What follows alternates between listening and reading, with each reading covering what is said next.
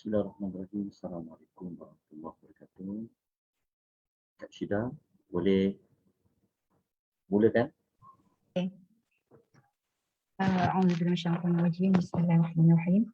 Alhamdulillahirabbil alamin wassalatu wassalamu ala asyrafil anbiya'i wal mursalin wa ala alihi wa sahbihi ajma'in. Allah Rabbi ishrah li sadri wa yassir li amri wahlul 'uqdatam min lisani yafqahu qawli. Alhamdulillah sahabat-sahabat semua, alhamdulillah kita masih diberi kesempatan oleh Allah untuk berada di teman-teman syurga, iaitu bersama dengan Ustaz Yusof untuk tadabbur seri surah seterusnya iaitu surah Al-Mu'min. Tetapi pada surah yang lepas kita telah selesai pada keseluruhan ayat tu. Mudah-mudahan ayat tu orang kata kita ingatlah apa yang poin paling penting sekali nak sampaikan pada surah Al-Waqiah tu. Mungkin Ustaz mungkin ada bagi recap sikit lah kot kan ayat yang lepas ni, surah yang lepas ni untuk lagi yang kata tak terus terlupa kan. Setiap kali surah-surah kita tadabbur tu kita masih lagi orang kata related each other lah kan. So dengan itu Kak Syida serahkan lagi pada Ustaz. Apa tak Ustaz?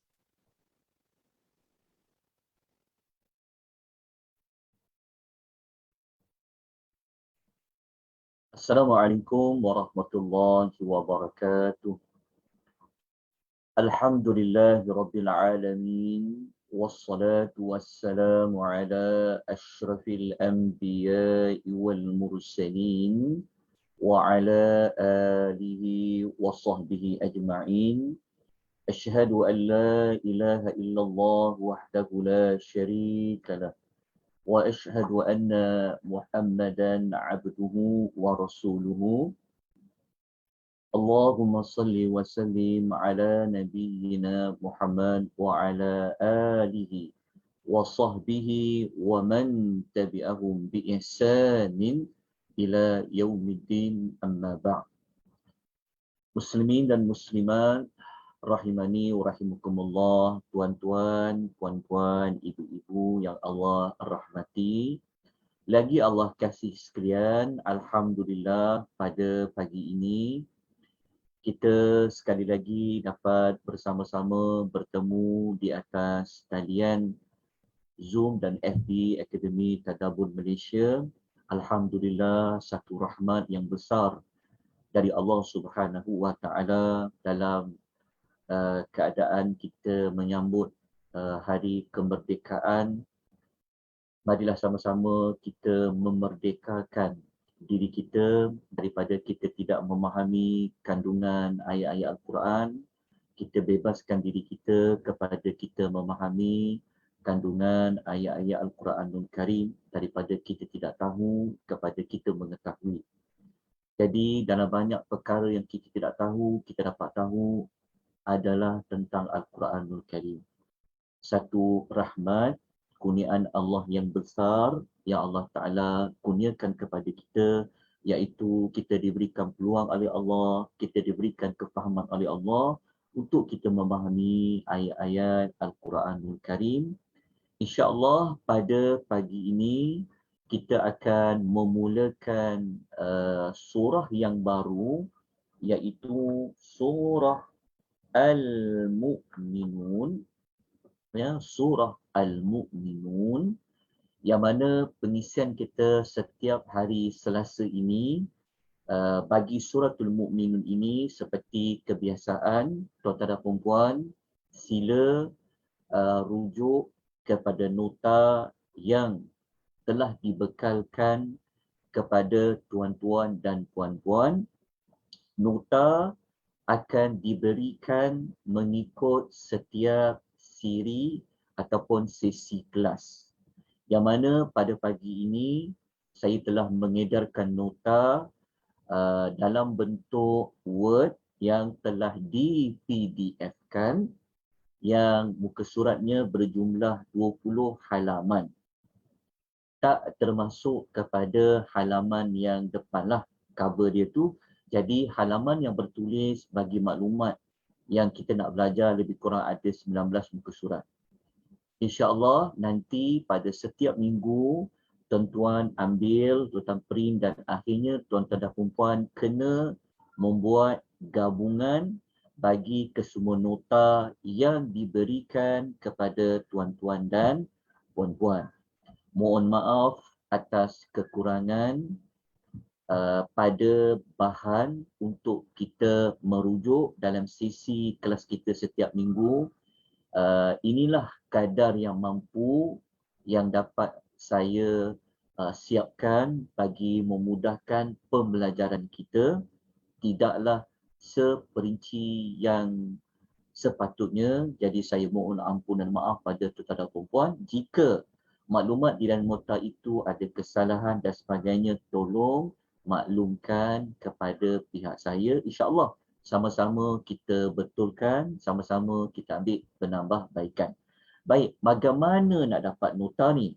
Okey, nota ini boleh didapati di link Google Drive yang telah saya letakkan di ruangan chat bagi sesiapa yang mengikuti melalui Zoom, dan sesiapa yang mengikuti secara langsung di FB Akademi Tadabbur Malaysia, tuan boleh lihat di bahagian komen.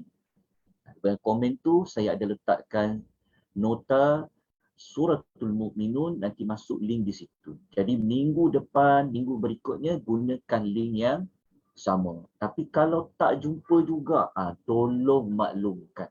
InsyaAllah. Yalah, kadang-kadang kita tak jumpa. Tak apa tuan-tuan dan puan-puan. Kita sama-sama mengambil manfaat. Kita nak dapat rahmat Allah Ta'ala ni, ya, kita nak masuk syurga Allah SWT ni, memang kita perlu bersusah payah, kita perlu berusaha dengan gigih. Moga-moga usaha itu semata-mata kerana Allah, semata-mata nak cari rahmat Allah Subhanahu wa Ta'ala. Jadi pada pagi ini kita teruskan dengan pengenalan terlebih dahulu. Okey, sila rujuk kepada nota yang telah dibekalkan kepada tuan-tuan dan puan-puan. Okey, saya paparkan nota ni, nampak dengan jelas tak? Nampak dengan jelas? Suara tak berapa dengar. Nampak Ustaz. Alhamdulillah. Nampak saya ke nampak nota tu? Nota. Nampak nota. Dua-dua nampak. Alhamdulillah. Syukur Alhamdulillah. Ada setengah Nampak orang, dua-dua Ustaz. Nampak dua. Alhamdulillah. Okey. Ada setengah pelajar dia suka tengok penceramahnya. Dia lebih puas katanya sebab dia ada nota dah, dia dah print. Ada setengahnya dia suka tengok nota. Dia malu tengok penceramah dia. Okay, tak apalah, mana-mana pun. Tapi kalau tuan-tuan guna Zoom, tuan-tuan tahu kan kaedah dia. Kalau nak tengok nota, dia boleh tekan di ada satu bahagian tu. Kalau nak besarkan kepada penceramah dia, pembimbing dia, boleh tekan pada gambar dia. Dua-dua tu tuan-tuan boleh ikutlah mana-mana. Yang paling penting kita dapat maklumat ni. Okey, kita masuk kepada bab yang pertama, pengenalan surah. Okey, kita kenalan dulu dengan surah ini. Okey, kalau ditanya kenapa kita pilih surah Al-Mu'minun? Okey, selepas kita dah selesai suratul Waqi'ah. Jawapan dia adalah ini bagi pandangan peribadi saya lah. Okey, mungkin tuan-tuan ada pandangan lain, insya-Allah kita kongsikan. Selepas kita belajar suratul Rahman dengan suratul Al-Waqi'ah, kita telah diberikan motivasi oleh Allah Azza wa Jalla supaya kita boleh memilih, kan? Kita nak masuk syurga kelas yang pertama. Begitu juga ada syurga kelas yang kedua dalam suratul Rahman. Begitu juga dalam suratul Waqi'ah ada golongan masuk syurga di kalangan as-sabiqun as-sabiqun. Lepas tu ada yang masuk syurga di kalangan ashabul yamin. Jadi surah itu memberikan kita, menanamkan kepada kita cita-cita yang tinggi.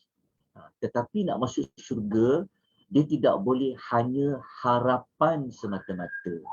Dia tidak boleh hanya ada cita-cita semata-mata tanpa diiringi dengan usaha. Maka usaha yang perlu dibuat antara surah yang ada menyebutkan usaha apa yang perlu dibuat ada dalam surah Al-Mu'minun. Al-Mu'minun. Daripada nama Al-Mu'minun itu, surah orang yang beriman, maknanya surah ini surah yang memaparkan kalau benar kita seorang yang benar-benar beriman kepada Allah, maka suratul Mu'minun ini dia menjelaskan cirinya apa, karakternya apa. Itu di antara sebab pemilihan surah Al-Mu'minun. Okey. Bukanlah sebab surah Al-Mu'minun ini kerana dia ada kelebihan yang tertentu. Kadang-kadang ada setengah orang dia suka baca surah yang ada kelebihan je. Dia cari kelebihan tu. Yang tak ada kelebihan, kadang-kadang ada setengahnya kurang berminat nak belajar sebab dia bukan surah popular, bukan surah yang selalu dibaca. Jadi kita kena ubah cara berfikir seperti itu. Okay? Kita yang baca Quran, Quran diturunkan bukan semata-mata nak mengejar baca surah ni dapat kelebihan apa. Tetapi surah di dalam Al-Quran, Quran diturunkan adalah untuk menjadikan kita sebenar-benar manusia. Jadi kalau nak tahu apa tujuan kita diciptakan oleh Allah, maka suratul Mu'minun ada menerangkan kepada kita. Jadi kita kena ubah persepsi kita dengan Al-Quran. Kita bukan nak belajar tentang satu surah, kita bukan nak faham satu surah kerana nak mengejar kelebihan. Tetapi kita belajar satu surah adalah kerana nak jadikan surah-surah di dalam Quran sebagai petunjuk dalam hidup kita, sebagai cahaya dalam hidup kita. Nak jadi baik, ada maklumat tu di dalam Quran. Allah dah bagi tahu dah jalannya apa. Maka macam mana jalan nak jadi baik, nak jadi benar-benar beriman, nak dapat title Al-Mu'minun. Salah satu surahnya adalah suratul Al-Mu'minun. Jadi target kita, hasrat kita selepas kita belajar suratul Mu'minun ini, tugas kita adalah untuk ubah diri kita. Kita nak menambah baik kehidupan kita dengan Allah. Bukan belajar Quran sekadar nak tahu maklumat. Bukan sekadar nak menunjukkan pada orang lain, tengok aku rajin pergi kelas tadabbur, aku rajin pergi kelas Quran.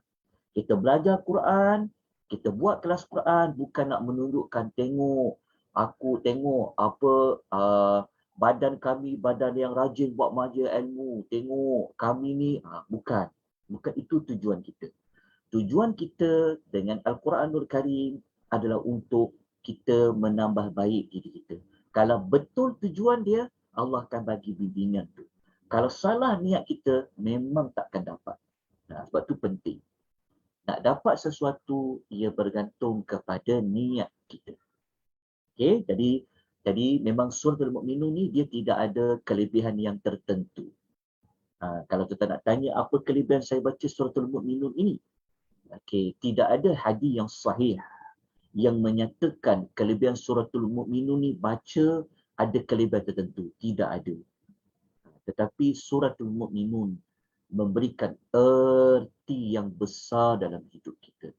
Jadi marilah sama-sama kita mendalami suratul Mu'minun ini. Baik, pengenalan suratul Mu'minun.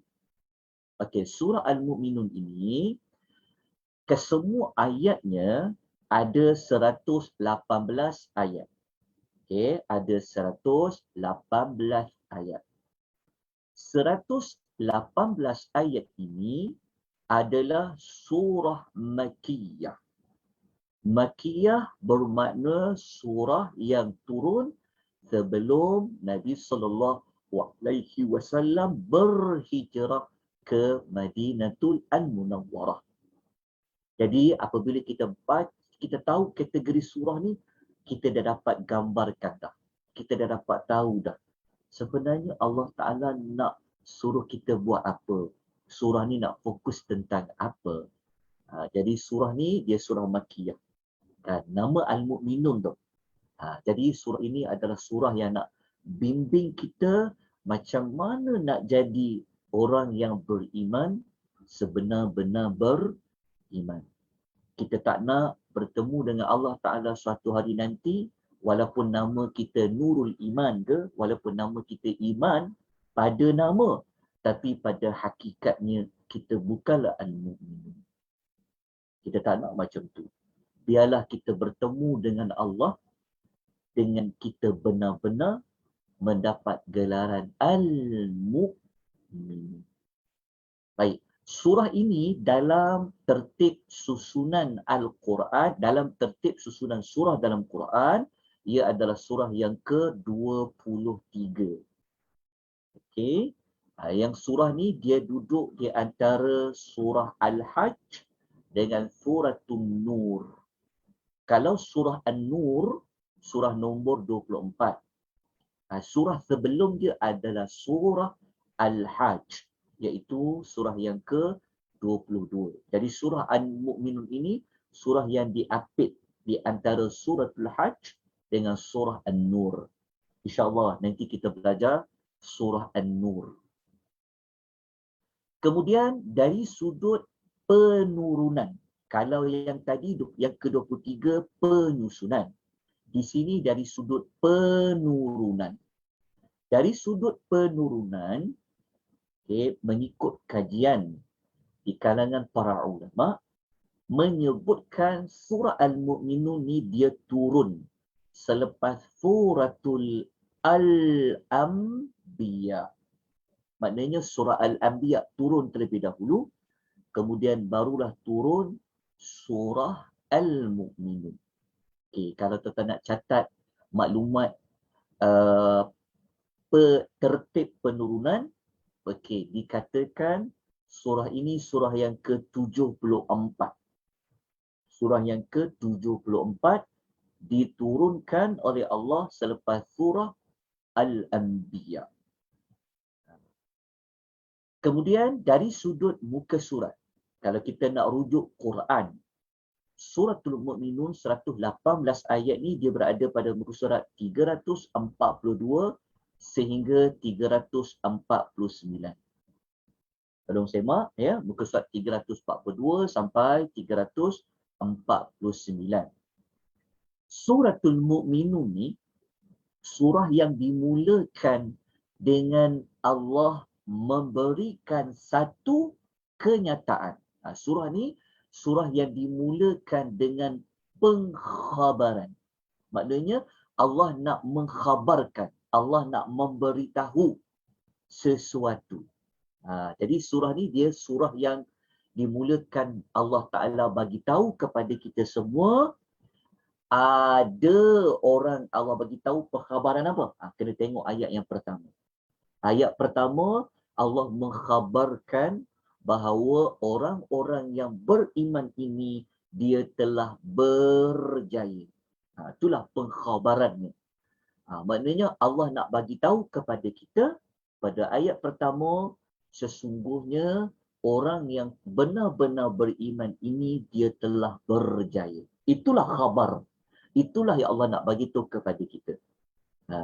Inilah ciri-ciri bagi suratul Al-Mu'minun. Ini pengenalan sahaja. Jadi pada pagi ini kita fokus kepada pengenalan terlebih dahulu. InsyaAllah nanti kita akan masuk kepada beberapa ayat.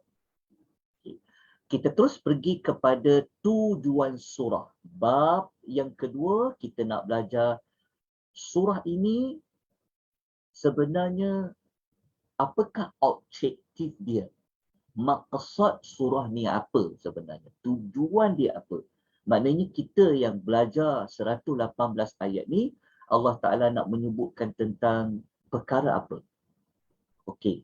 Kesimpulannya, didapati hasil kajian oleh para ulama, ada banyak kitab sebenarnya, maka di antaranya para ulama mengatakan tujuan surah Al-Mu'minun ini adalah nak menjelaskan, nak bagi tahu kepada orang yang baca surah Al-Mu'minun ini, nak bagi tahu tentang apa, nak jelaskan tentang apa?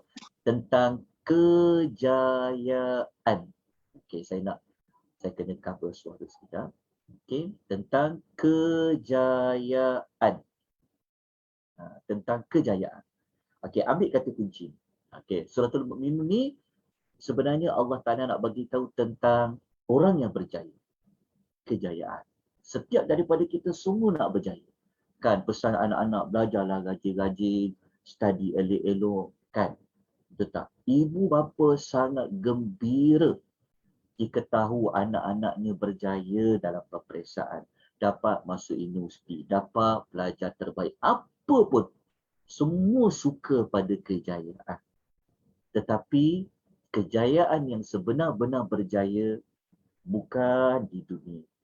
Kejayaan yang sebenar-benarnya adalah kejayaan yang kita nak kecapi di hari akhirat nanti. Bukan di tamasya Olimpik semata-mata lah kan kejayaan. Okey, jadi surah Mukminun ni surah yang menjelaskan tentang kejayaan. Kejayaan bagi siapa? Orang yang beriman. Okey, orang yang beriman. Orang yang beriman tu, dia beriman kepada siapa? Sudah tentulah beriman kepada Allah yang Maha Agung. Ini kita tak nafikan. Sebab pengertian beriman tu sudah pasti dikaitkan beriman kepada Allah. Jadi, kejayaan yang kita nak cari adalah kejayaan yang sebenar-benarnya maklumat tu ada dalam suratul Al-Mu'minun. Okey, jelas? Okey. Kalau ada yang berjaya, tentu ada yang gagal. Inilah pasangan dia. Allah jadikan dalam hidup ni, semua ada pasangan dia. Kalau ada dunia, pasangannya adalah akhirat. Kalau ada orang yang gagal, kalau ada orang yang berjaya, tentu ada orang yang gagal. Kalau ada syurga, tentu ada neraka. Tapi Allah Ta'ala tidak menggagalkan.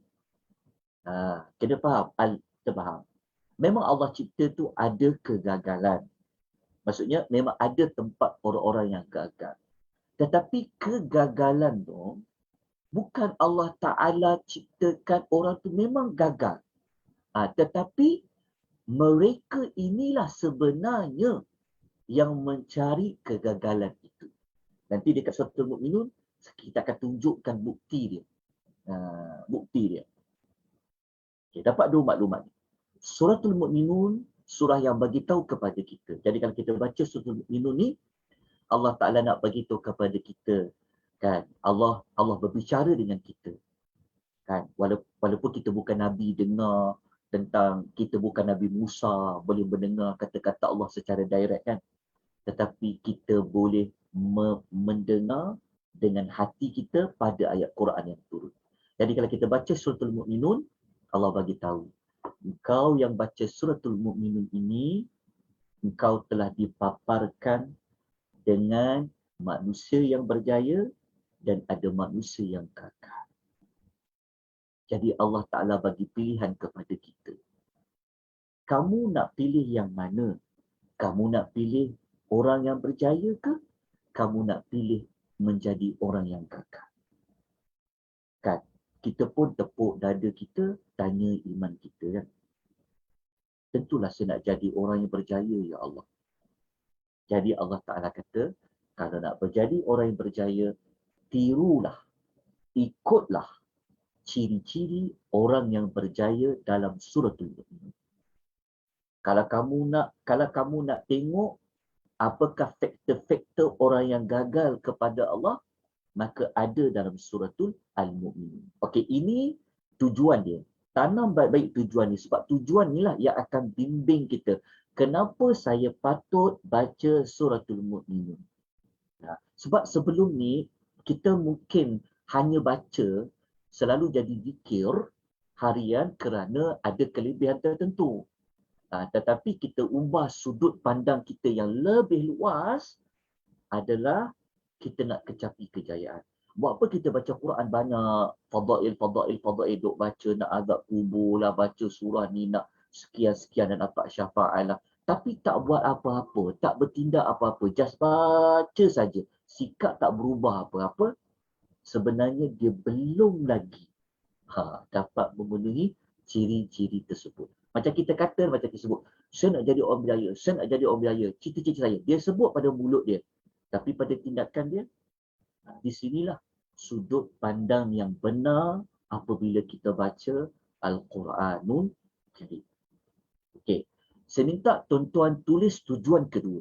Tapi saya tak masukkan dalam nota ni. Okey. Tujuan kedua, okey, para ulama mengatakan bahawasanya tujuan dia yang lain sebenarnya adalah nak bagi tahu kepada kita apa tujuan manusia itu diciptakan oleh Allah Subhanahu wa Ta'ala. Suratul Mu'minun ni tujuan dia sebenarnya juga dari sudut nak bagi tahu kepada kita bahawa Allah ciptakan kita ni ada tujuan dia. Ada matlamatnya, ada hala tuju dia. Itu juga boleh dijadikan sebagai tujuan suratul Mu'minun. Okey, saya saja tak tulis dekat nota tu. Saya nak bagi tuan-tuan tulislah juga. Kan, kalau semua tulis kat nota ni, nanti terlepas pandang. Kita nak ambil hikmah menulis itu. Tadi saya minta maaf ya. Memang saya saja tak tulis dekat situ. Okey, dapat dua tujuan tadi. Dan saya akan buktikan. Bukan saya buktikanlah. Maksudnya saya mengemukakan ayat-ayat dalam Al-Mu'minun nak menunjukkan kepada dua tujuan tadi. Dan dia memang saling berkaitan. Okey. Memang tak boleh lari dah dua tu. Kan? Okey, mari kita lihat pada bab yang ketiga. Okey, bab ketiga adalah hubung kait pembuka surah dengan penutup surah. Minta maaf saya tulis surat dekat sini. Surat tu maksudnya surah lah. Okay, tolong baiki. Okey.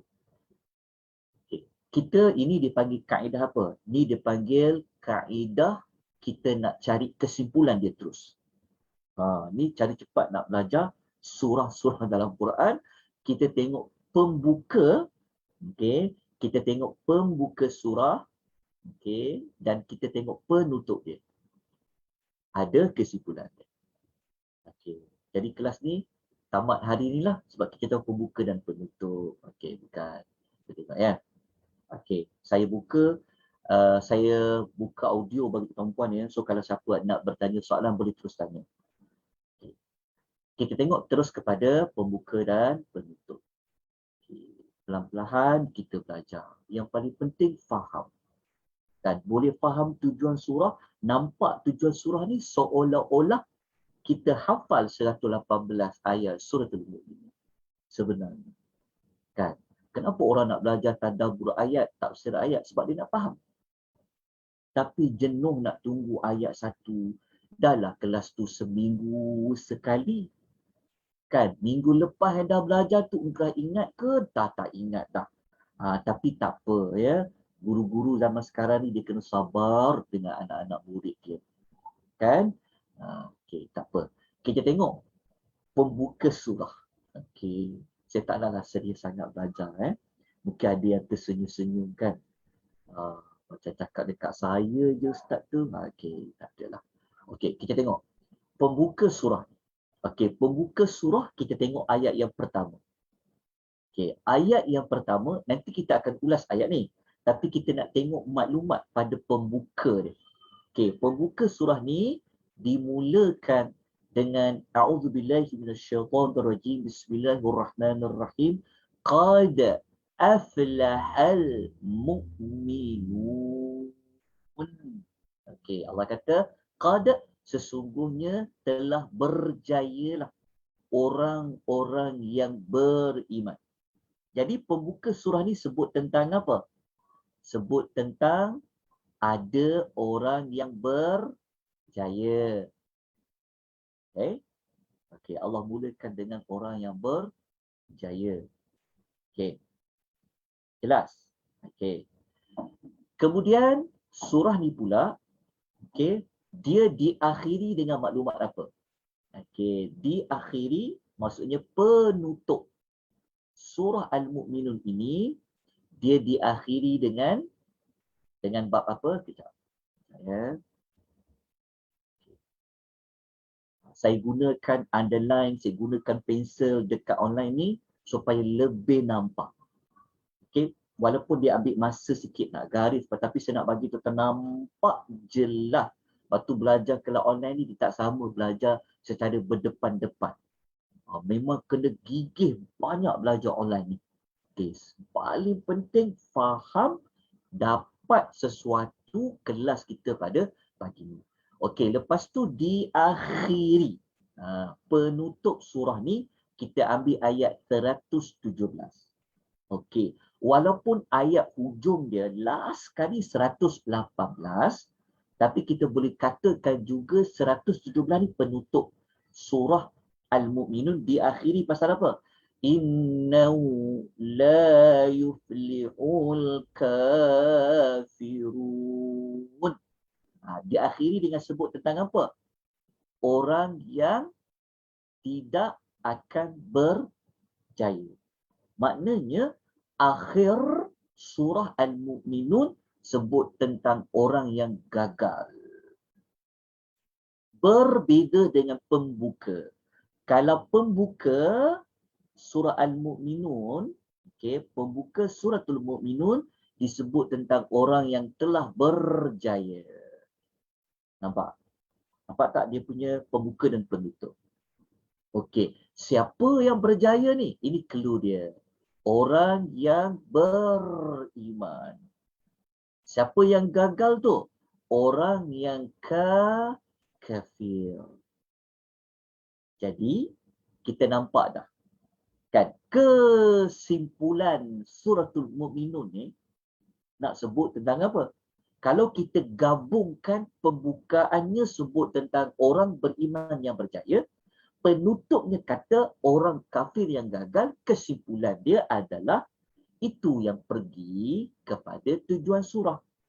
Nampak tak tujuan surah ni macam mana dia boleh jadi tujuan surah itu? Kerana diambil salah satu caranya pada pembuka dan penutup juga. Inilah dua maknanya. Okey. Ini tujuan dia. Okey, jelas selesai pada faham Okey, kalau kita tengok orang berjaya dimudahkan apa? Orang yang telah berjaya. Itu maklumat dia. Okey, lepas tu kalau kita tengok kepada penutup dia apa? Allah nak sebut tentang siapa? Orang yang tidak berjaya. Okey, penutup dia. Okey, jelas Okey, dah jelas. Jom kita teruskan dengan ayat yang lain. Okey, saya pelan-pelan untuk saya sampaikan. Okey, tak perlu kita terkejar-kejar. Yang paling penting kita dah tahu dah. Apa tujuan surah Al-Mu'minun? Itu yang pertama. Sekarang kita tengok tujuan surah yang kedua yang dicadangkan oleh para ulama. Yang kedua kan, kita catat tadi. Okey, mari kita tengok pembuka surah yang lain pula. Kita tengok bentuk pembukaan yang lain pula. Okey, kalau kita tengok surah Al-Mu'minun ni, kita boleh kata permulaan jugalah. Permulaan maksudnya ayat-ayat awal-awal juga. Kita akan tengok dimulakan juga. Tapi kita tengok pada ayat nombor 12. Okey, kita ambil ayat nombor 12. Okey, ayat nombor 12. Taklah tengah-tengah lagi. Maknanya ayat 12 ni masih lagi ayat-ayat awal-awal. Okey, jadi ayat-ayat awal-awal ni sebut tentang apa? Allah sebut tentang penciptaan manusia. Walaqad khalaqnal insan. Okay, ambil dulu maklumat ni. So, Allah mulakan dengan sebut tentang penciptaan manusia. Okey, jelas. Okay. Lepas tu, kita tengok penutup dia. Diakhiri. Nota dia semua kan? Sempat print nak? Kan? Sebab print kan? Okey, tak apa. Sampai. Nampak. So lepas ni belajar kelas tadabbur online, pastikan semua ada printer di rumah. Sekarang tak apa, kedai printer dah boleh buka, kedai-kedai printing semua dah boleh buka. Okey, diakhiri dengan apa? Mari kita tengok. Betapa cantiknya Allah Ta'ala menyusun ayat-ayat ni. Penyusunan tu sebenarnya ada mesej sebaliknya. So diakhiri kita tengok ayat berapa? Kita tengok ayat 115. 115 dah dekat ujung-ujung dah. 3 terakhir kan? So Allah akhiri dengan apa? Afahasibtum annama khalaqnakum abatha. Ini maklumat dia. Allah Ta'ala beritahu, maka adakah patut kamu menyangka bahawa kami hanya menciptakan kamu dengan tiada sebarang hikmah? Maksudnya dekat sini, Allah Ta'ala nak sebut tujuan kita diciptakan ini ada sebab. Okay, jelas? Maksudnya ayat 115 ni, Allah Ta'ala nak ingatkan manusia. Kami ciptakan kamu ni manusia bukan tak ada sebab. Bukan hidup kat muka bumi ni makan, minum, tidur, bangun, makan, tidur, bangun, makan, tidur. Bukan. Bukan kami ciptakan kamu, bukan sia-sia kata Allah. Tapi ada sebab dia. Ada tujuan dia. Okay. Dah jelas? Okey. Kenapa? Jadi kalau kita tengok kesimpulan di dekat sini, maksud dia, dimulakan sebut penciptaan manusia, diakhiri sebut tentang apa? Tentang hikmah diciptakan manusia. Jelas? Jelas tak? Nampak ya? Maksudnya, penutup pembulaan dengan pengakhiran bagi tahu kepada kita, rupanya surah Mukminun ni nak bagi tahu kepada kita Allah yang cipta kita. Okey? Allah yang hidupkan kita. Tapi hidup ni saya kena buat apa ya? Apa sebab saya nak hidup? Apa matlamat saya? Tujuan saya apa? Maka surah Mukminun kata pada penghujung dia, lah, korang semua janganlah sangka kamu diciptakan ini tak ada apa-apa tujuan. Tak, kamu ada tujuan kamu. Lepas tu pula, kamu menyangka kamu takkan kembalikan kepada kami. Rupa-rupanya Allah Ta'ala bagi tahu kepada kita, kita datang dari Allah, Allah ciptakan kita hidup kat muka bumi ni, ada tujuan dia. Kenapa? Nanti hujung sekali kamu akan kembali kepada pencipta kamu. Tapi nak kembali kepada pencipta, nak bawa bekal apa? Nak jadi orang yang bagaimana? Maka nak kembali kepada Allah, mestilah kita nak bawa bekal. Bekalnya apa? Bekalnya itulah nak jadi al-mu'min. Nak jadi orang yang sebenar-benar beriman. Apabila kita pergi kepada Allah, kita tak nak nanti dapat keputusan bertemu dengan Allah. Allah kata, kamu dikumpulkan dengan kumpulan orang-orang yang gagal. Kamu dikumpulkan bersama dengan orang-orang yang berjaya. Jadi apabila kita diletakkan kepada orang yang berjaya, kita dah sangat gembira sebab kita tahu, oh betul lah dulu aku beria-ria sangat belajar surah Rahman. Beria-ria sangat belajar surah Mukminun. Alhamdulillah, syukur sangat-sangat pada Allah. Aku dapat bersama dengan kumpulan orang-orang yang benar-benar beriman.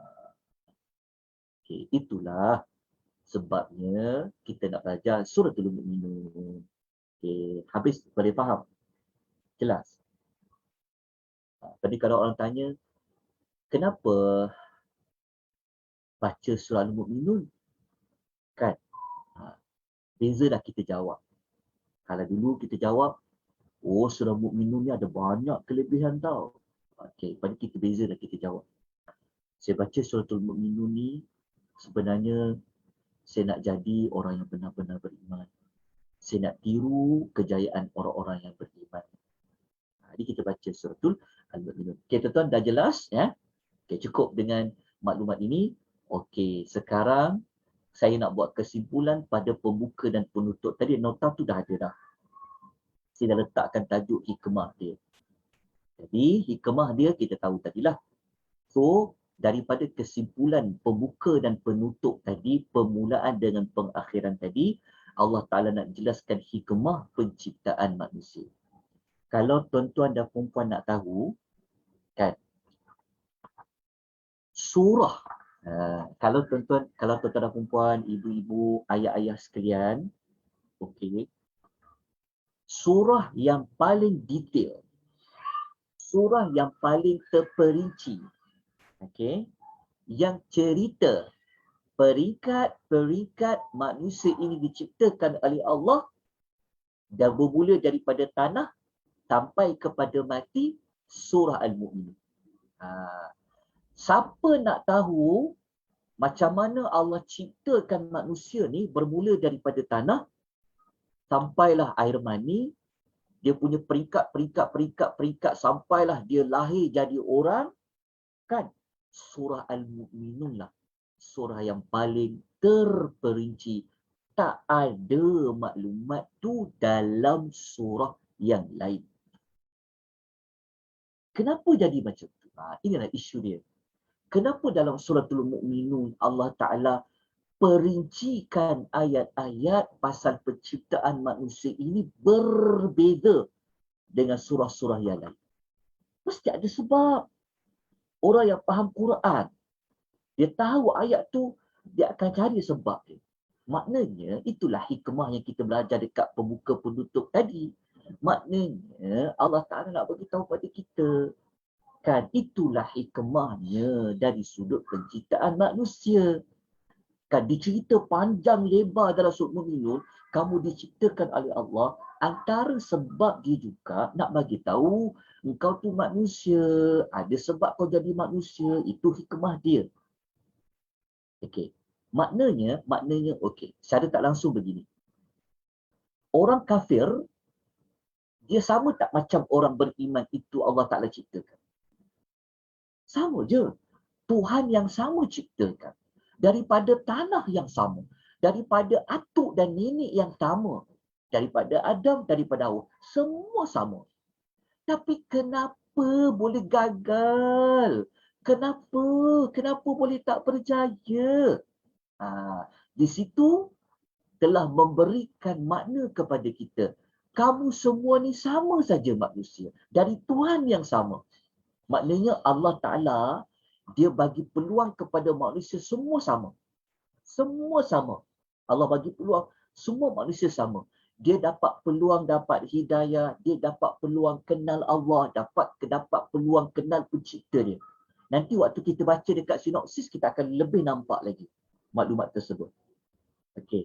Kalau tuan-tuan nak tulis surah yang kedua yang panjang, ayat dia pasal penciptaan manusia, yang kedua adalah suratul Hajj. Dalam suratul Hajj. Dan yang bawah lagi sikit, surah yang ketiga adalah surah Ghafir. Surah Ghafir. Surah Ghafir. Tapi ayat yang paling terperinci tentang penciptaan manusia pada suratul Mu'min. Ya, jelas kat sini? Okey. Jadi kita terus kepada kandungan ringkas suratul Mu'min. Okey. Kita belajar terus sinopsis ringkas suratul Al-Mu'min. Okey. Pembukaan tadi kita dah gunakan. Okey. Kita dah guna kaedah ada pembukaan. Pembukaan kita dah belajar tadi. Kan? Tapi kita tak sebut secara terperinci lah.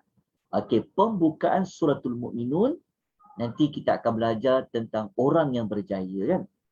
Nak berjaya tu, dia perlu buat sesuatu. Apa dia? Di sini kita akan belajar ada 6 sifat. Ada 6 sifat. Okey. Jadi kita dah semakin lebih mengetahui. Okey, maknanya pembuka surah ni cerita tentang orang beriman yang berjaya. Macam mana dia berjaya? Apa tips dia? Apa formula dia berjaya? Apa rahsia dia berjaya? Allah Ta'ala tidak simpan rahsia tu. Orang berjaya ni, Allah bagi peluang semua orang berjaya. Maka Allah bagi tahu ada 6 karakter. Ada 6 sifat dia. Dah jelas dekat sini? Okey, ayat berapa? Ayat 1 sampai ayat nombor 11. InsyaAllah nanti kita akan masuk kepada permulaan ayat dia. Okey, sabar sikit. InsyaAllah jadi kita akan masuk pada ayat dia. Okey, jelas ya dekat sini? Okey, 6 sifat. 6 sifat ni sifat siapa? Sifat orang yang berjaya. Kemudian kita lanjutkan dengan kita masuk lebih ke dalam sikit. Okey. Lepas Allah Ta'ala sebut 6 sifat orang yang beriman ni, okey, Allah Ta'ala memaparkan bukti-bukti keagungan Allah. Okey, bukti-bukti keagungan Allah. Maknanya orang beriman ni, okey, cara nak bagi dia tu beriman, okey, kaedah dia dengan Allah Ta'ala tunjukkan kehebatan dia, keagungan dia dalam suratul Mu'minun. Maknanya, semua manusia, kalau dia guna hati dia, dia guna telinga dia, dia gunakan mata dia, tentu dia akan jadi orang yang beriman pada Allah. Sebab Allah Ta'ala telah paparkan siapa Tuhan tu sebenar. Nak tahu Tuhan tu sebenar siapa, maka dipaparkan keagungan dia. Okay. Untuk ayat ni, kita boleh ambil bermula ayat 12 sampai ayat nombor 22. Okay, ayat 12 sampai ayat 22. Kita kelompokkan dulu ayat-ayat dia. Okay, kita kelompokkan dulu ayat-ayat dia. Yang mana ayat 12 sampai 22, Allah memaparkan akan keagungan Allah. Okay. Kemudian, cara Allah paparkan maklumat ini, Allah Ta'ala bahagikan kepada 2. Satu, Allah Ta'ala menyebutkan keagungan Allah pada penciptaan manusia. Ayat 12 dan 16 inilah merupakan ayat yang paling terperinci menyebut tentang manusia itu macam mana Allah ciptakan dia. Surah Al-Mu'minun ayat 12 sampai 16. Maknanya kalau nak kenal Allah, nak tahu kebesaran Allah, ia ada pada diri kita. Tengok pada diri kita itu ada kebesaran Allah.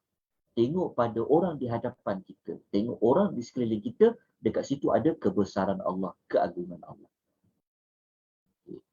Lepas tu, kita pergi kepada ayat 17 sampailah 22, Allah Ta'ala tunjukkan keagungan Allah pada penciptaan alam semesta. Alam semesta dekat sini, kita akan nanti tengok, Allah sebut tentang langit dan bumi. Langit dan bumi ni, kalau tuan-tuan nak perincikan lagi ayat 17 sampai ayat 22 ni, Allah Ta'ala nak sebut tentang ni'mat yang Allah beri kepada manusia. Jadi kalau kita nak hubung kaitkan cerita dia macam ni, ayat dia macam ni. Manusia dicipta untuk hidup kan? Betul tak kan? Dia diciptakan untuk hidup di muka bumi. Jadi untuk dia hidup di muka bumi ni, dia perlu ada sumber-sumbernya. Maka keperluan hidup dia tu, Allah Ta'ala sebut dekat sini. Allah sebut dekat penciptaan alam semesta. Dekat sini alam semesta ni, maksudnya kita kena tengoklah ayat 17 sampai 22 ni, Allah Ta'ala sebut tentang, sebab tu kena perincikan lagi lah. Sebab tu kita buat sinopsis ringkas. Kita tidak perincikan ayat by ayat. Maksud dia, lepas Allah ciptakan manusia nak hidup. So kalau nak hidup, dia perlu apa? dia perlu makan, dia perlu minum, kan? Maka kalau nak makan dan minum ni, sumber makanan dan minuman ni, kalau minuman dia daripada air. Maka dekat ayat 17 sampai 22 ni, Allah Ta'ala sebut tentang penciptaan langit, Allah Ta'ala sebut tentang hujan, Allah Ta'ala sebut tentang tumbuh-tumbuhan yang ada di muka bumi, Allah tumbuhkan buah-buahan dan sebagainya. Hatta binatang-binatang ternakan. Kambing, unta, lembu, duduk pada ayat ni. Apa perkaitan dia? Perkaitan dia adalah engkau manusia telah diciptakan. Betul tak?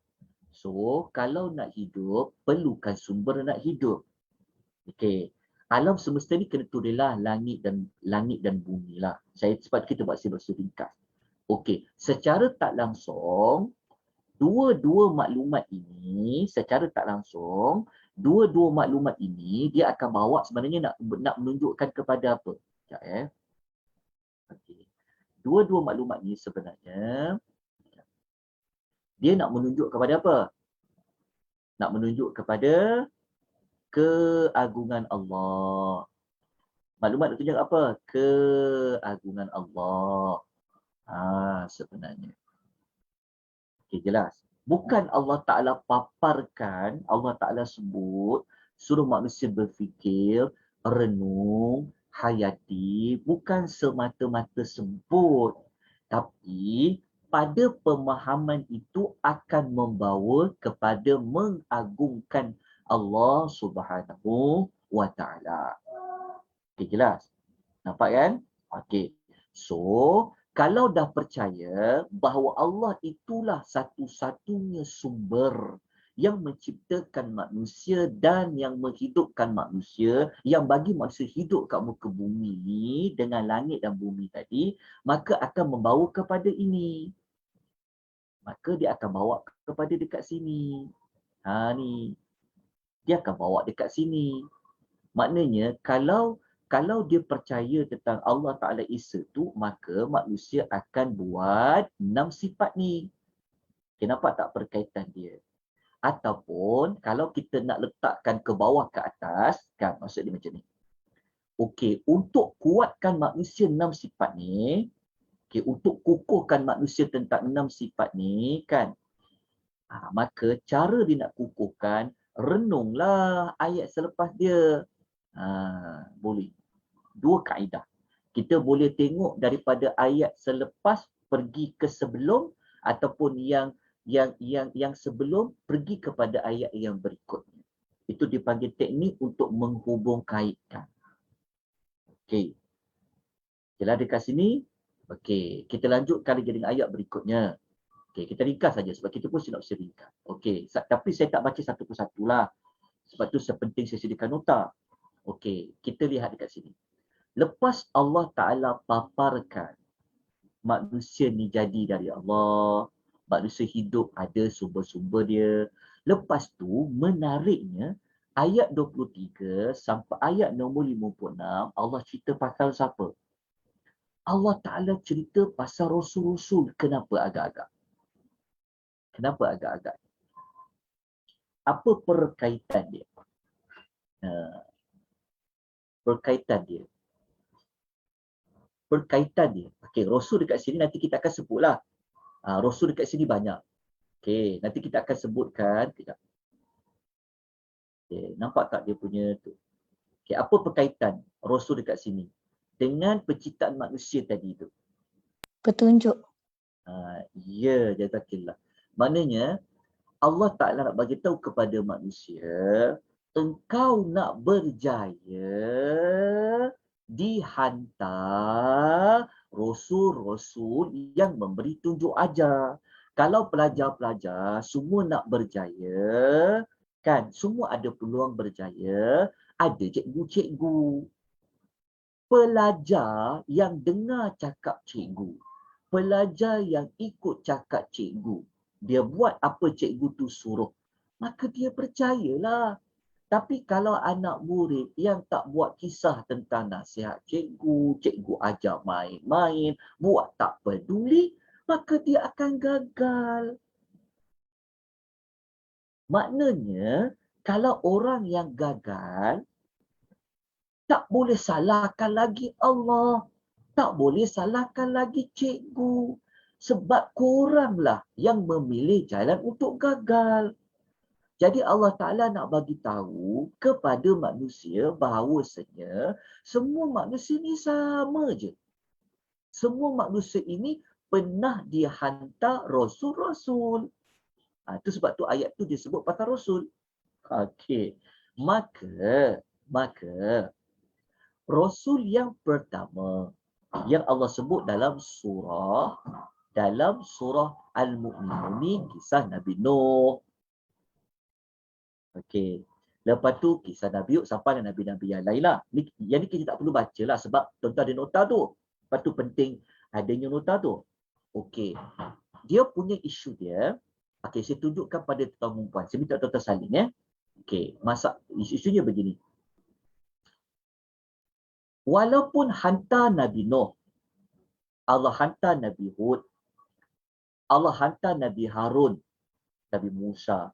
Ada kisah umat-umat terdahulu. Umat-umat terdahulu ni, mereka buat apa dekat Nabi? Mereka buat apa? Tuan-tuan, saya minta tuan-tuan tulis ayat dia. Okay. Dekat kisah Nabi Nuh, tuan-tuan cari ayat nombor 26. Okay. Nanti kita akan tengok spesifik dia. Dekat surah Hud, cari ayat 39. Okey. Dekat kisah umat-umat terdahulu, cari ayat 44. Tengok ayat 44. Kisah Nabi Musa dan Harun, kena tengok ayat nombor 48.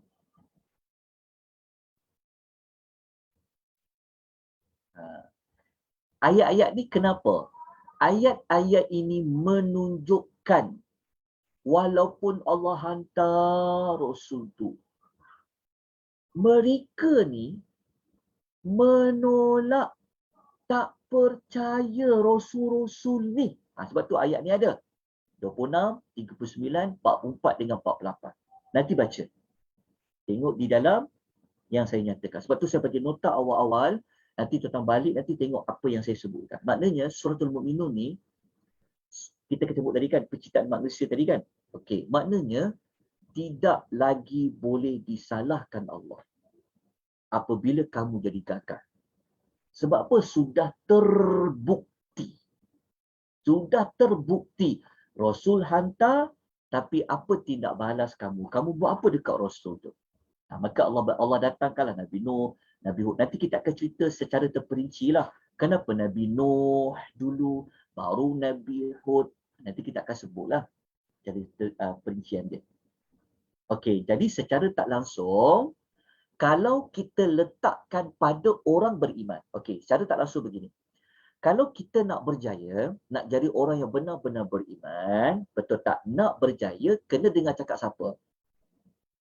Kena berpandukan kepada petunjuk siapa?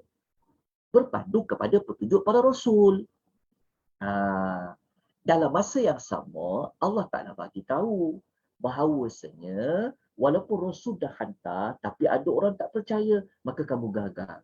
Jadi mesej dekat sini, kita jangan hanya melihat kepada orang yang mendustakan para rasul itu saja, macam ayat 26, 39, 44, 48.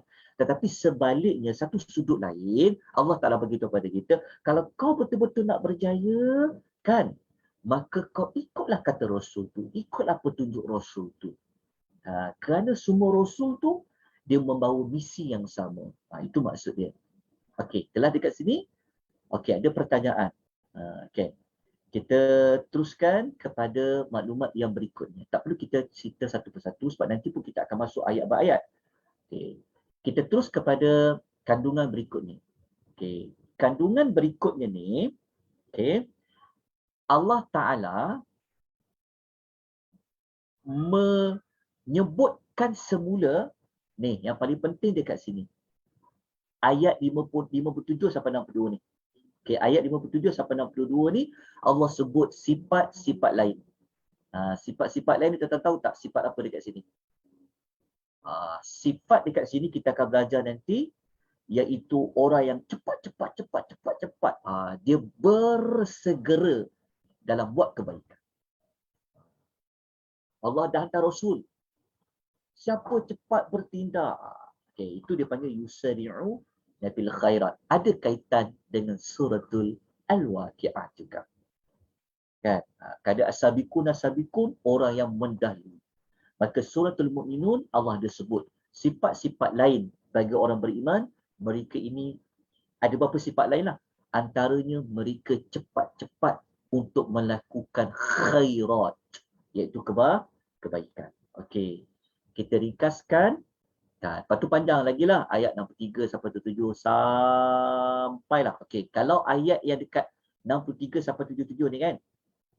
Ingat tak kita mula-mula? Ingat tak mula-mula kita cerita ada orang yang berjaya, ada orang yang gagal kan?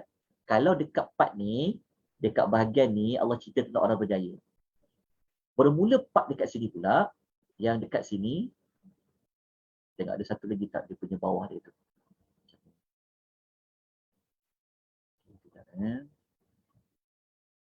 Ni. Kalau waktu dekat ayat 60, maksudnya dekat bahagian sini. Kalau dekat sini, dengan bahagian sini, ni Allah cerita tentang kumpulan manusia yang gagal. Antara gagal tu tak percaya kiamat. Banyaklah perincian dia nanti. Okey, nampak tak cara Allah susun? Lepas dia bawa satu kumpulan yang benar-benar beriman tadi, yang berjaya, dia masuk balik pada topik orang yang tak berjaya. Tapi sebelum tu Allah cerita umum. Allah cerita umum yang tentang orang yang berjaya, kata berjaya, semua ada cikgu dia, semua ada rasul, betul tak? Lepas tu Allah pecahkan balik. Allah grupkan ayat tu, ayat by ayat dia. Okey, lepas tu kita tengok lagi perincian dia yang lain. Okey, lepas tu Allah Taala terus bawa kita semua kepada ni ayat 101 sampai 114 ni. Okey, dekat sini Allah Taala sebut tentang hari kiamat. Macam mana kedahsyatan dia. Okay. Dekat sinilah yang nak menyebut tentang bilakah ganjaran yang Allah akan bagi nanti di hari kiamat ni. Ingat hari kiamat ni. Hari kiamat ni sebenarnya push factor yang orang nak berjaya tadi. Kalau pelajar-pelajar sekolah menengah, dia nak masuk universiti, apa push factor dia nak belajar SPM dengan bagus sebab dia nak masuk universiti yang terbaik kan. So kita semua kalau nak jadi bagus, push factor kita adalah pada hari kiamat. So, nanti kita akan cerita pasal hari kiamat kat sini. Lepas tu kita pergi kepada penutup dia. Okey, pada penutup dia Allah Taala sebut tentang apa? Ni kita sebut tadilah. Maka kita tak perlu nak ulang baliklah. Penutup dia Allah sebut tentang hikmah penciptaan, hikmah dan tujuan penciptaan manusia. Okey, habis untuk sinopsis ringkas. Okey. Baru kita nak masuk kepada ayatnya. Okey. Jadi jam pun dah 11.37. Kita mula tadi 10.30, 10.30, 11.30. Ada lagi waktu dia. Kan ada setengah jam lagi kan? Okey. Dah jelas tuan-tuan puan, perlukah apa pertanyaan sebelum kita teruskan dengan permulaan ayat yang pertama? Okey. Assalamualaikum Ustaz. Assalamualaikum warahmatullahi wabarakatuh. Nak tanya yang sanggahan terhadap pendirian orang kafir tu kan ayat dia 84 hingga 100. Tapi ayat yang atas pembuktian kewujudan tu 84 hingga 90. So dia start daripada mana Ustaz? Dia sini sebenarnya ayat dia 91. Kita silap tu. 91. Terima kasih Ustaz. Ayat dia 91. Okey. Sehingga 100 ayat hingga ayat nombor 100. Ni saya tersalah ni. Betul. Saya tadi nak terangkan, saya terlupa. Okey ni. Ni sampai 90 kan? Ni ayat dia 91.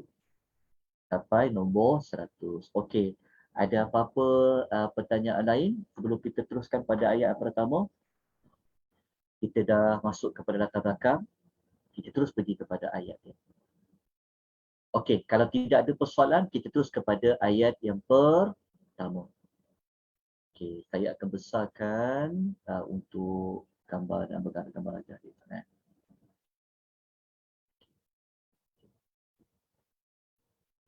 Okey, nampak ya? Okey. Jadi kita terus kepada 6 karakter, 6 sifat orang yang beriman. Kita mulakan dulu dengan ayat yang pertama. Kalau yang ni 6 lah. Yang 6 tu maksudnya 6 tu yang dekat ayat ni lah. Ayat ni. Ayat 2 sampai ayat nombor 9 lah.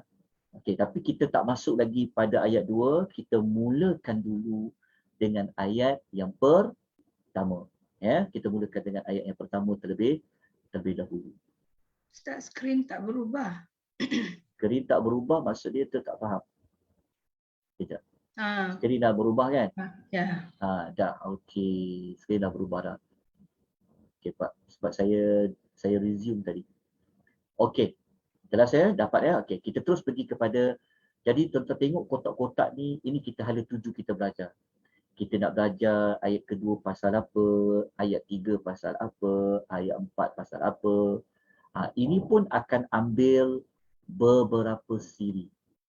Okey. Jadi kena sabar belajar setiap minggu. Okey. Jadi kita terus pergi kepada ayat yang pertama terlebih dahulu. Okey, ayat pertama berbunyi a'udzubillahi minasyaitonirrajim. Qad aflahal mu'minun. Okey. Ayat ni Allah Ta'ala mulakan dengan qad.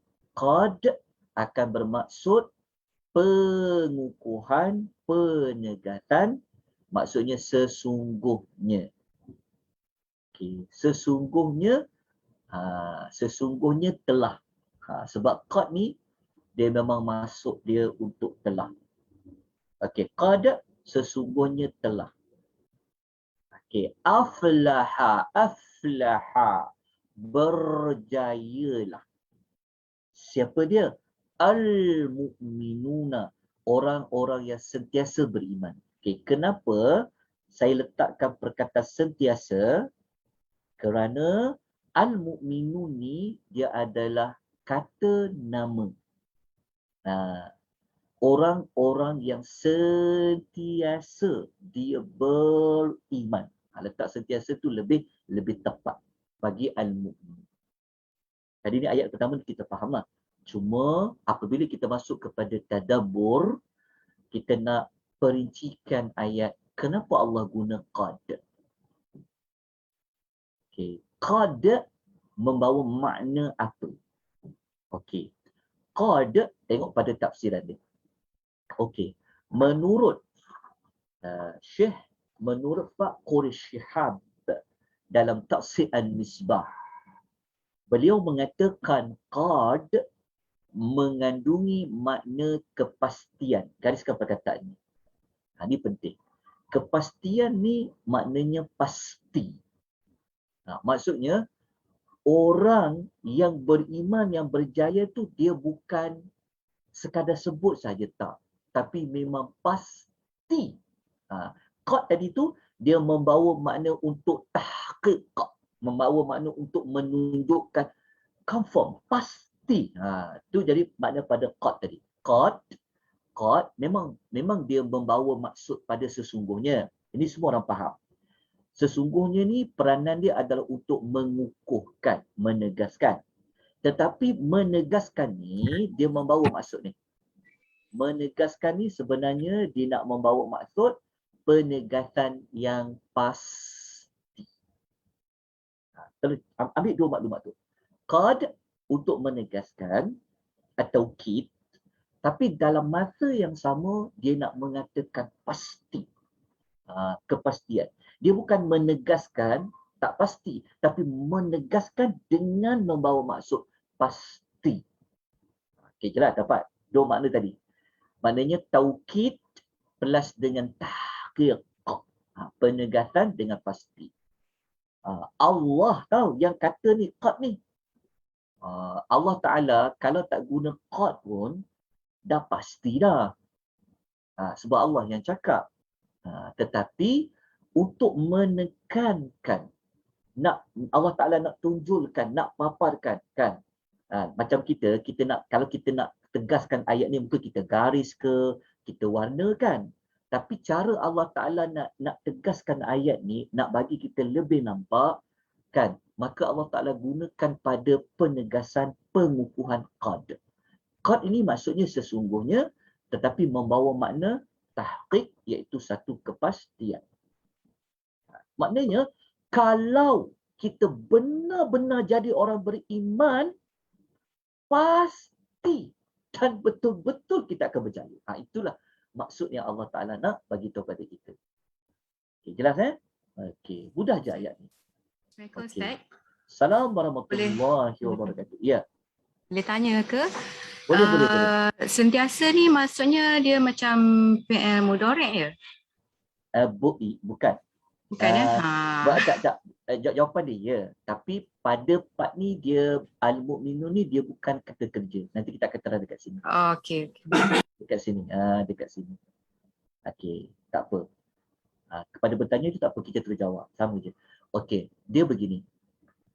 Al-mu'minun dia bukan merujuk kepada perbuatan. Dia merujuk, ya. Lepas tu dekat sini, al-mu'minun ni dia adalah kata nama. Kata nama ni macam ni. Cuba tengok ayat dia. Okey. Pelajar dengan belajar. Ada beza tak? Pelajar dengan belajar. Ada beza kan? Jadi dekat sini, al-mu'minun ni dia seperti pelajar. Kalau pelajar, sudah tentu dia belajar. Betul tak?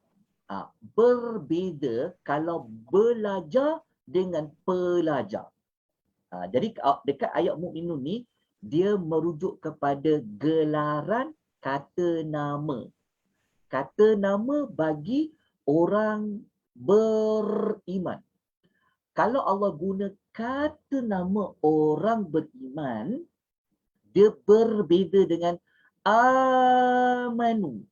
Kalau amanu, telah beriman. Allah tak kata qad aflahal. Allah tak kata amanu, tapi Allah kata mu'minun. Kalau guna kata kerja, okey, al-fa'ilu, dia ada maknanya berbeza. Okey. Kalau guna kata nama, ni maklumat dia. Ni maklumat penting sangat.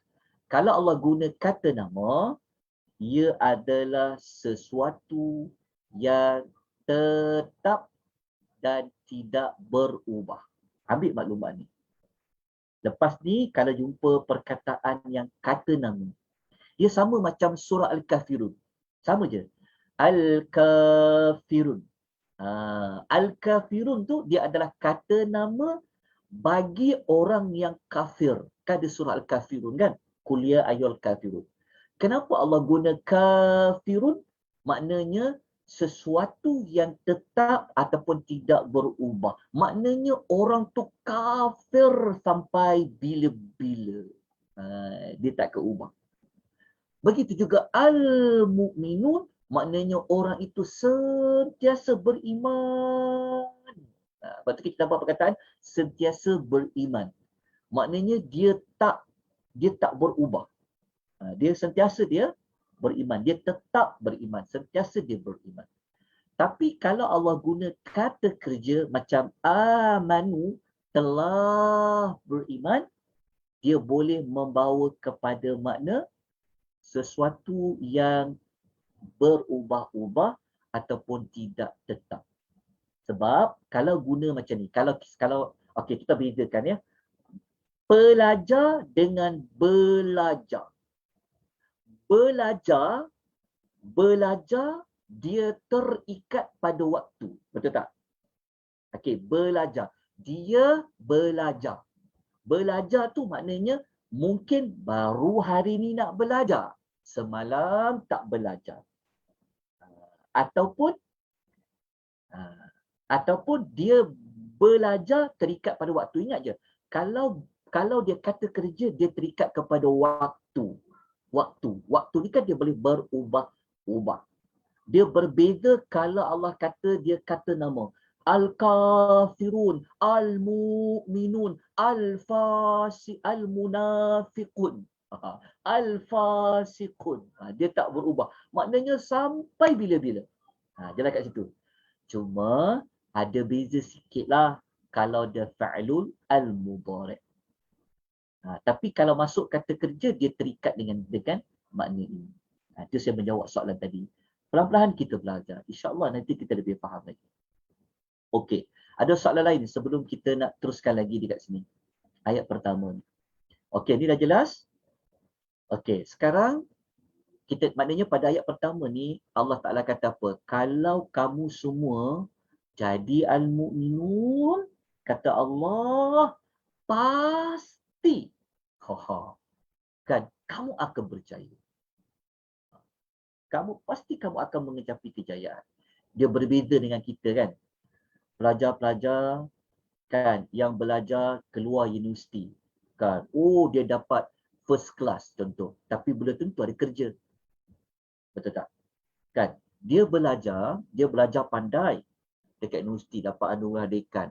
Tapi belum tentu kepandaian dia dapat kejayaan dari sudut dapat kerja yang sesuai mengikut level kepandaian dia. Tetapi kalau orang beriman ni, Allah Ta'ala kata kau pasti punya. Kau pasti akan dapat kejayaan.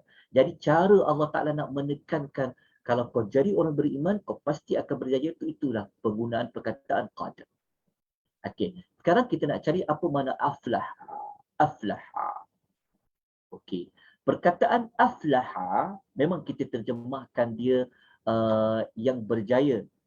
Tapi kalau kita perhalusi asal usul perkataan aflaha, dia dikaitkan dengan perkataan al-falah.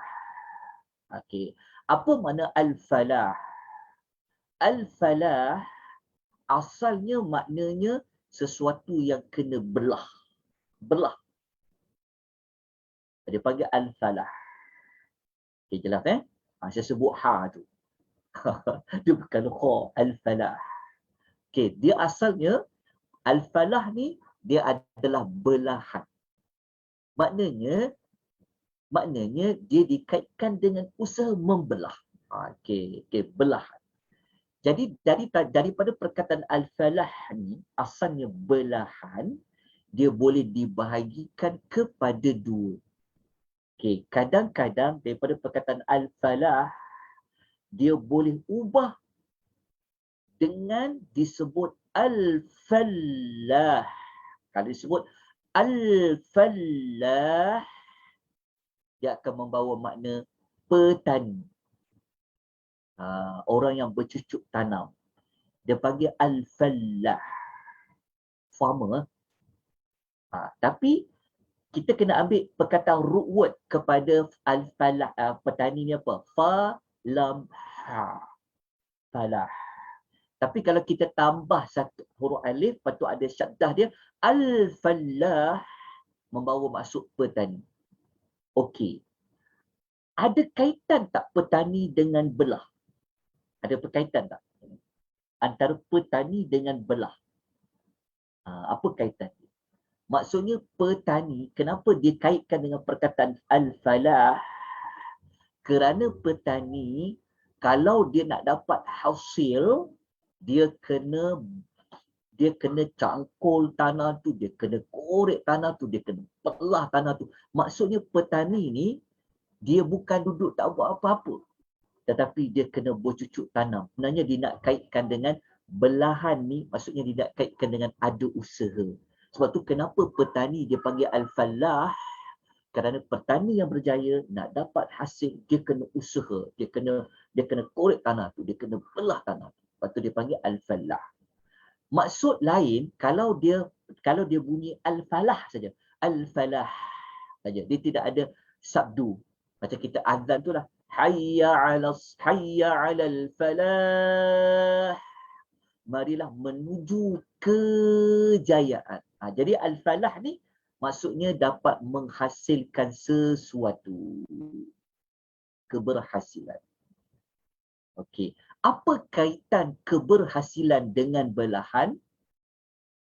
Apa kaitan petani dengan belahan?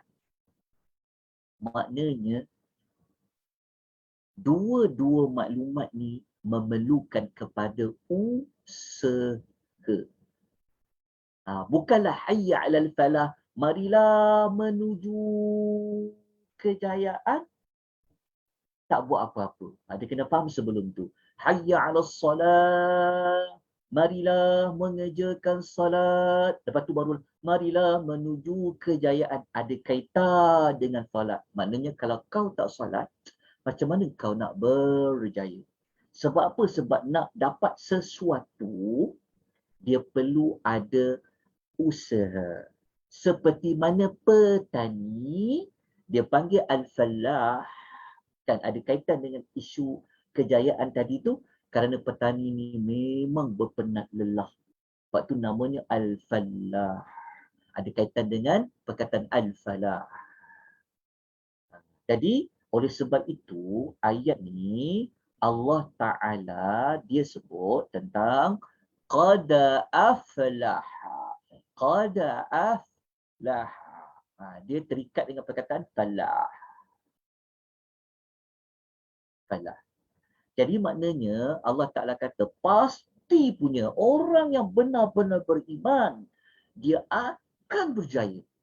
Tetapi berjaya dekat sini bukan duduk sahaja, angan-angan. Dia kena buat sesuatu usaha seperti mana petani-petani tadi dan sebagainya. Itulah perkataan al-falah. Okey. Kita lanjutkan lagi boleh? Okey. Kita teruskan kepada perkara berikutnya, tapi sebelum tu saya minta tuan-tuan tuliskan apa makna al-falah, kejayaan dekat situ secara istilah dia. Okey. Begini. Menurut para ulama tafsir, kejayaan ni setelah saya baca banyak pentafsiran rujukan, para ulama buat kesimpulan macam ni. Seperti mana kata Al-Imam Qurtubi. Okey, berjaya ni maksud apa? Okey, kalau ikut Imam Qurtubi, dia kata berjaya ni apa yang dia nak, dia dapat. Apa yang dia tak nak, dia nak minta Allah lindung pada dia, Allah jauhkan. Itulah definisi berjaya al-falah, kata Al-Imam Qurtubi. Maksudnya, kita nak sesuatu, Allah beri. Kita termasuk orang yang berjaya. Begitu juga kita tak nak benda tu, mintalah Allah jauhkan. Allah jauhkan. Itu maknanya orang yang berjaya. Berjaya ni, dia dapat apa yang dia nak, Allah jauhkan dia daripada apa yang dia tak nak. Itulah al-falah. Seperti mana yang disebut oleh Al-Imamu Al-Qurtubi rahimahullahu ta'ala alaih. Tetapi nak yang diimpikan dapat, nak dijauhkan daripada yang tak nak tadi tu, kenalah mengamati pada hakikat perkataan aflah yang telah kita ulas tadi tu.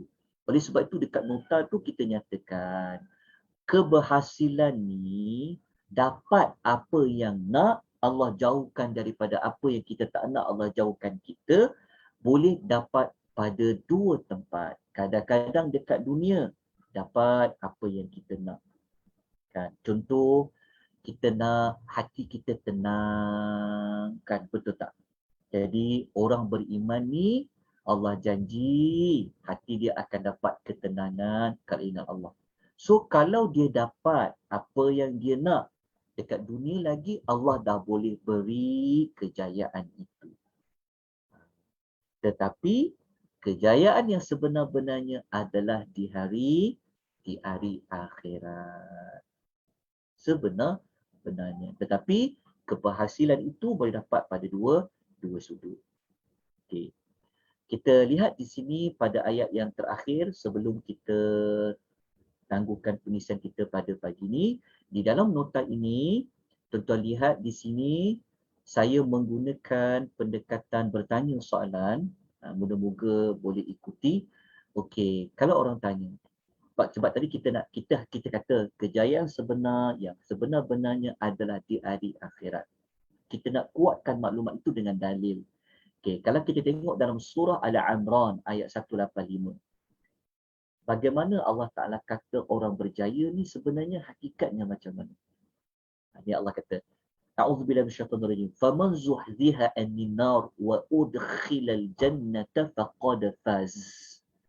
Sesiapa yang dijauhkan dari neraka dan dimasukkan ke dalam syurga, maka dia telah berjaya. Ada persamaan perkataan al-falah dengan al-fauz. Okey. Jadi dekat sini tengok Allah Ta'ala sebut apa sebenarnya berjaya sebenarnya. Allah kata dia telah berjaya setelah apa?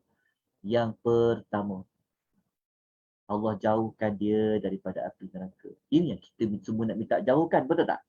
Lepas tu semua orang nak ke mana? Semua orang nak masuk ke dalam syurga. Jadi dijauhkan dari neraka, dimasukkan oleh Allah ke dalam syurga, itulah al-falah. Tapi dekat sini Allah guna perkataan fauzu. Dia ada kaitan, sama je. Dia ada kaitan dekat situ. Okey, jelas. Ni kita bagi dalil. Maknanya selagi kita tak dijauhkan oleh Allah dari neraka, selagi Allah tak masukkan kita ke dalam syurga, kita belum sebenar-benarnya berjaya. Tugas kita berjaya didik keluarga kita, ahli keluarga kita, siapa-siapa pun adalah membawa mereka jauh dari neraka. Nak bawa masuk ke dalam syurga.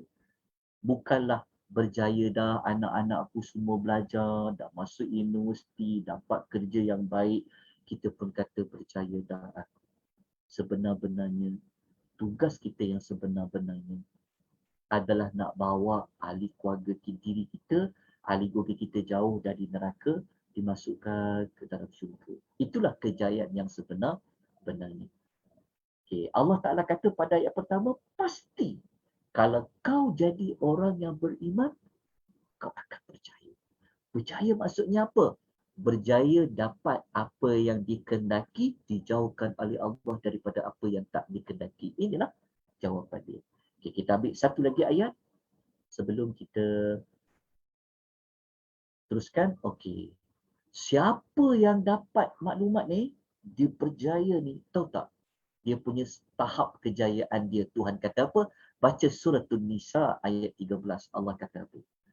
Allah Ta'ala kata, okay, وَمَنْ يُطِعِ اللَّهَ وَرَسُولَهُ يُدْخِلْهُ جَنَّاتٍ تَجْرِي مِنْ تَحْتِهَا الْأَنْهَارُ خَالِدِينَ فِيهَا وَذَلِكَ فَوْزٌ عَظِيمٌ.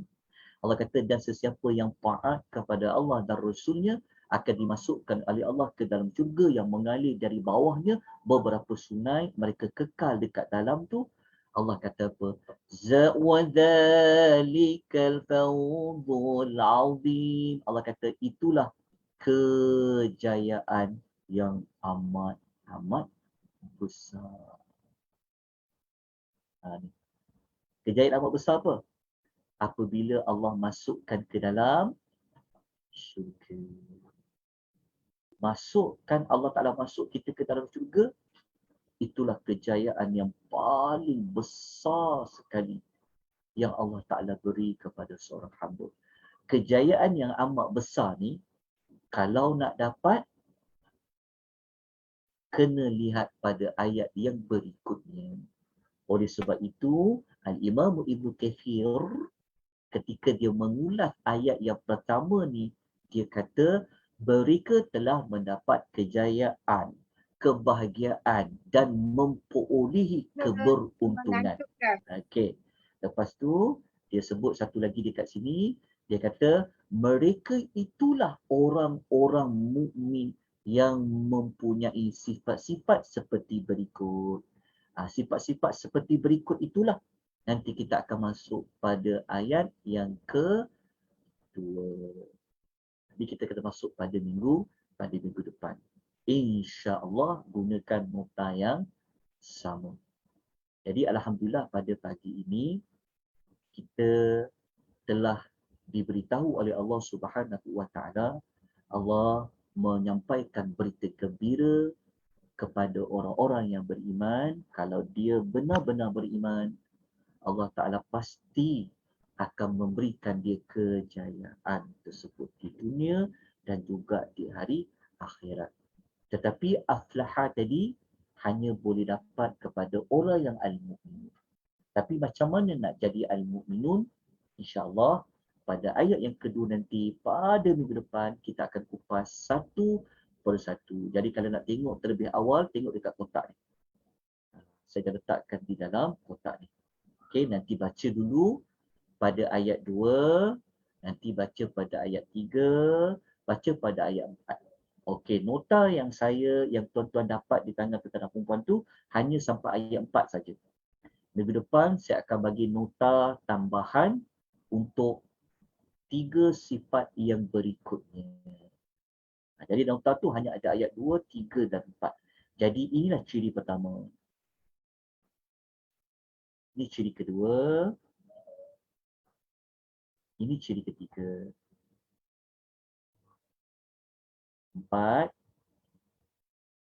5, 6. Ada 6 ciri. Okey. Moga-moga boleh ikuti, boleh faham kan? Tapi dalam nota saya hanya bagi sampai ayat 4 saja. Saya hanya bagi untuk ciri ketiga. Nanti insya-Allah minggu depan saya bagi nota tambahan. Tuan kumpul, nanti tuan combinekan, gabungkan ke semua nota-nota yang diberikan. Okey, ada apa-apa persoalan, pertanyaan? Sebelum kita tangguhkan pengisian kita pada pagi ini, boleh ikuti, jelas, faham? Ada apa-apa pertanyaan? Ada persoalan, pertanyaan? Ustaz, Ya. pada ayat pertama ni, awal-awal lagi Allah dah bagi berita gembira kepada orang yang beriman kan? Okey, pada ayat seterusnya, yang kedua, ketiga dan seterusnya itu adalah tindakan kita untuk mendapatkan title sebagai orang beriman, ya? Ya.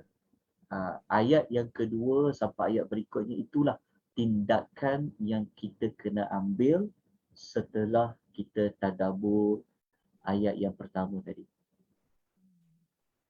Itulah sifat-sifatnya. Sebab kita kena buat tindakan sesuatu, kita kena buat sesuatu. Sebab perkataan al-aflah tadi tu dikaitkan dengan nak dapat sesuatu yang kita kendaki, kita kena belah dia. Maksudnya kita kena usaha, kita kena buat sesuatu. Moga-moga kita menjadi orang yang beriman. Okey, lagi kah? Ada persoalan lain? Nota dah diedarkan kepada semua. Tuan-tuan, siapa boleh dapat nota lagi? Tolong maklumkan. Dapatkan semua kan? Ya. Jadi saya tengok dekat soalan. Cek jap.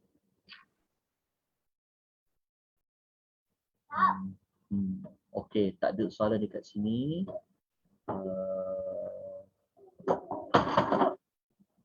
Semua memberikan komentar lah. Okey. Tak ada soalan. Jadi kita berhenti di sini. InsyaAllah nanti kita jumpa pada minggu hadapan, insya-Allah. Aqulu qawli hadza wa astaghfirullahal azim wa billahi taufiq wal hidayah. Wassalamualaikum warahmatullahi wabarakatuh. Waalaikumsalam warahmatullahi wabarakatuh. Terima kasih. Terima kasih Ustaz. Salam. Terima kasih Ustaz. Terima kasih.